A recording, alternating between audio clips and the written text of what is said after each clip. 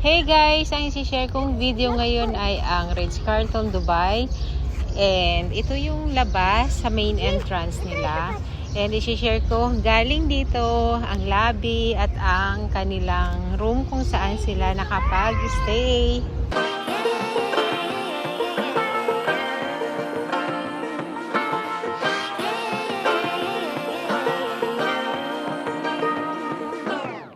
I like to be educated, but I'm so frustrated. Hello to my loneliness. I guess that ignorance is bliss. Take me back to before the noon. Rewind, take it out of cue. Innocence can be a young man's game. Signed up for the hall of shame. I wish I knew.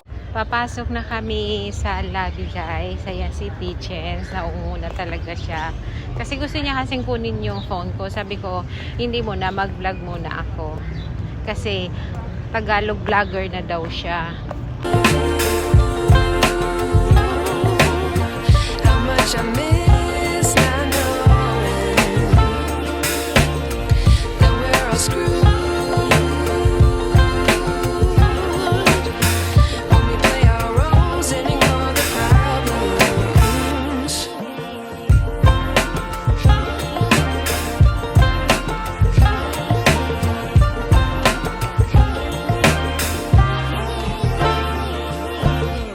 I like to be away in my patience. Stay up, I feel so outdated.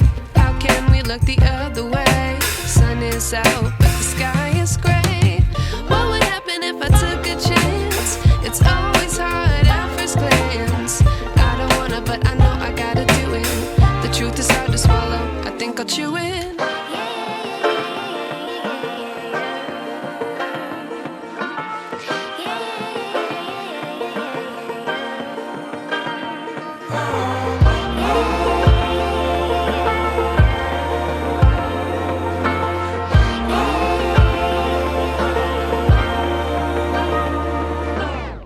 I wish I knew how much I miss not knowing that we're all screwed. When we play our roles and ignore the problems. I wish I knew how much I miss not knowing that we're all screwed.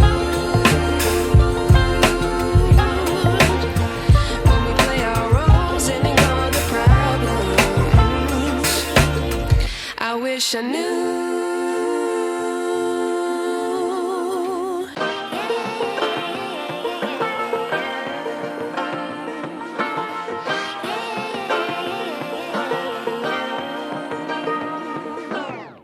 I like to be educated, but I'm so frustrated.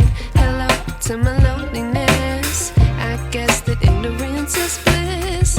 Take me back to before the noon. Rewind, take it out of cue.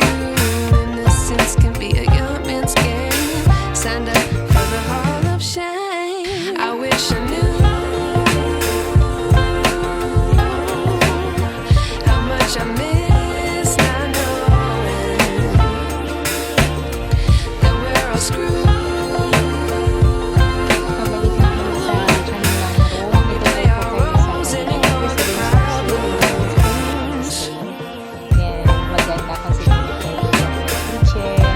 And then, kasi kayo dun guys.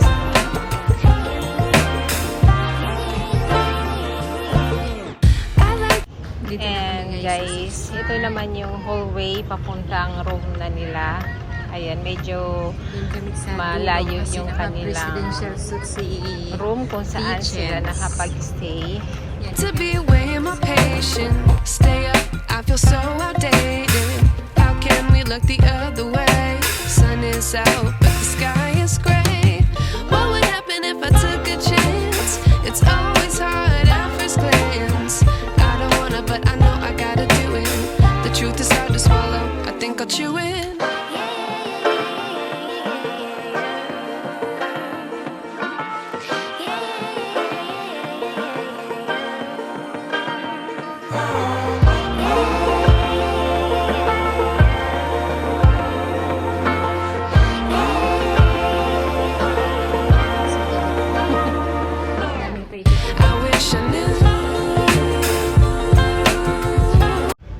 guys, tour ko na kayo dito sa kanilang room.